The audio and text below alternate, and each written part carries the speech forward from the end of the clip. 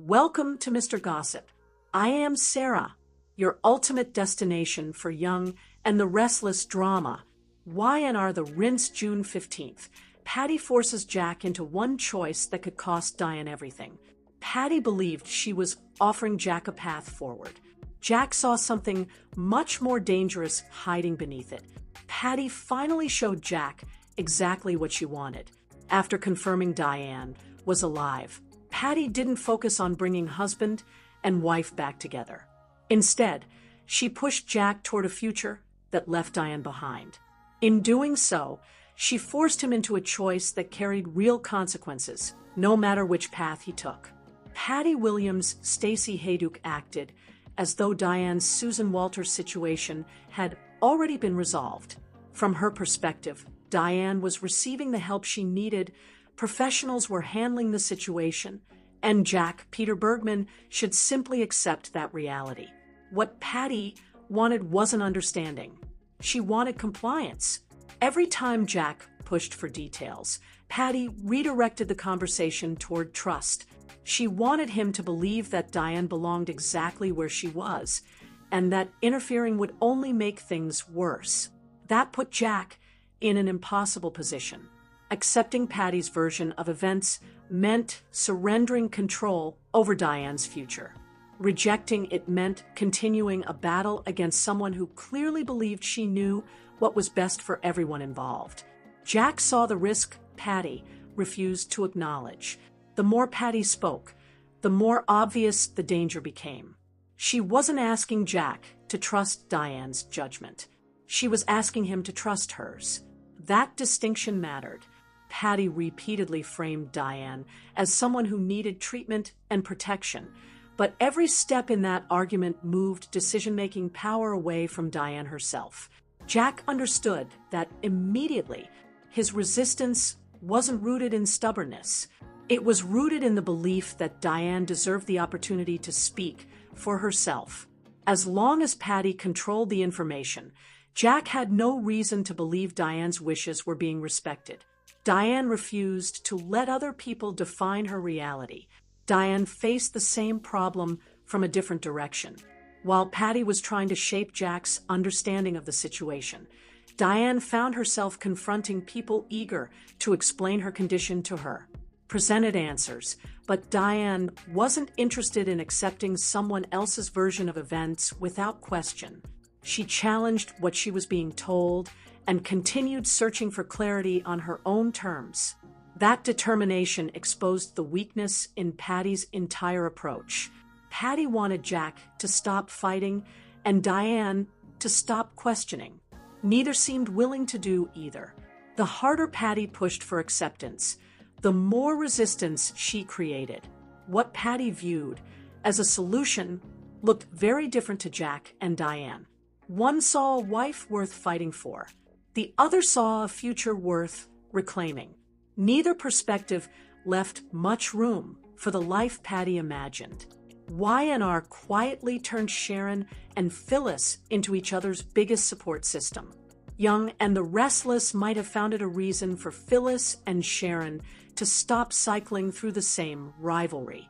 The unexpected bond between Sharon and Phyllis is one of the most compelling developments on The Young and the Restless. Forced to lean on each other during intense trauma, the former rivals evolved into each other's pillar of strength.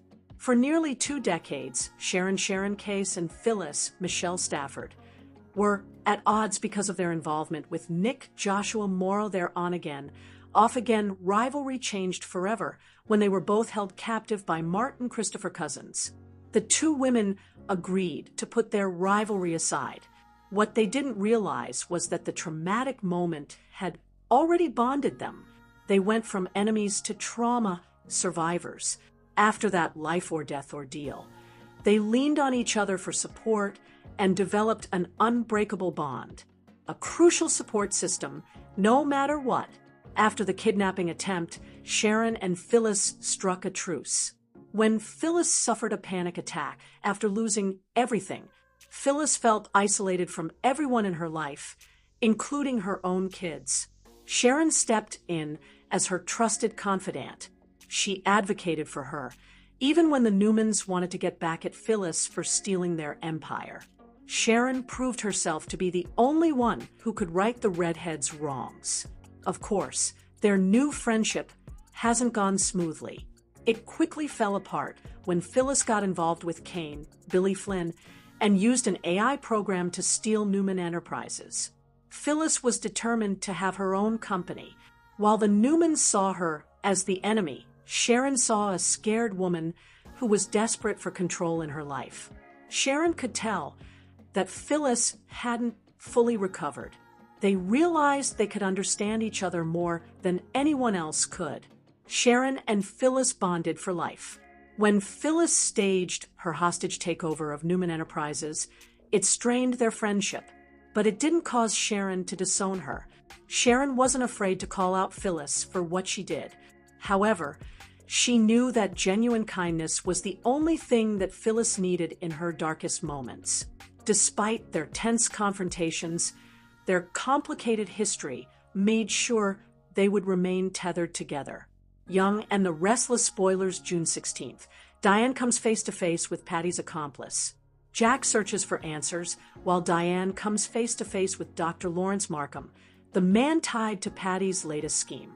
Tuesday, June 16th, suggests the mystery surrounding Diane's disappearance takes a major turn. While Jack works to gather allies and compare notes, Diane meets a man who may hold crucial answers. Jack, Peter Bergman, knows he can't solve this puzzle alone. After the shocking events surrounding Diane's Susan Walters' disappearance and Patty's Stacey Hayduke return, he's determined to separate fact from fiction before more damage is done. That's why he calls a meeting of the minds.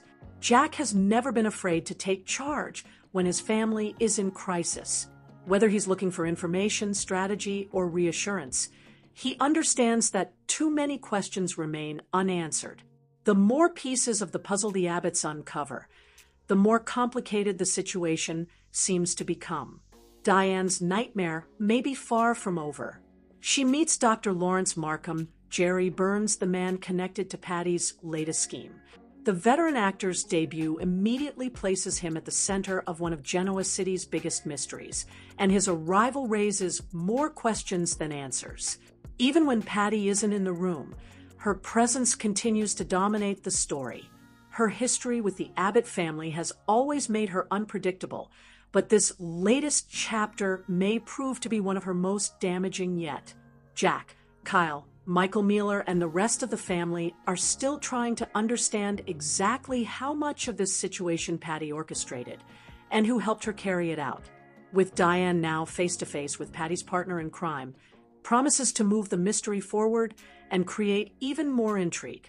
For the Abbotts, the search for answers is finally producing results, but they may not like what they discover.